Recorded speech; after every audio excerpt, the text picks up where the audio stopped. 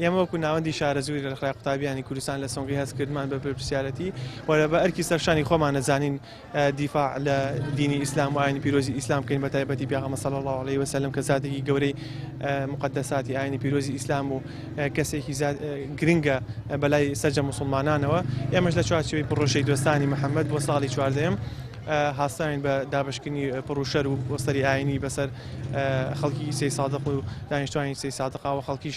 بە خۆشحاڵی و ئەمساڵ گەرم گوڕێکی زۆری پێوە دیار بوو بەبوونی ئەم یادە پیرۆزەوە و پێشوازێکی باشیان لێ کردوین و خۆشحاڵی خۆیان دەربڕیوە بەم کارە پیرۆزەمان. بەنای خۆی بەخشندەی میهرەبان ئەمڕۆی مە کوڕەخرای قوتابیانی کوردستان لێرێن بۆ بەرزڕاگرتنی جێدایکبوونی پێغەمبەر صلی الله علیه وسلم ئەو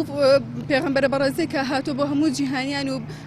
فەرمودەکەی یا بڵێن بنەمای هاتنەکەیەوە بۆ کە من دێم بۆ تاوکردنی هەموو ئاکار و ئەخلاقە جوانەکانی مرۆڤایەتی و هەر کەسێک بە سەرۆکی هەر وڵاتێک بێ ئەگەر سەرۆکی هەموو جیهانیش بێ ناتوانێت سوکاتی بۆ ڕەسوول لە نازدارە بکات چکە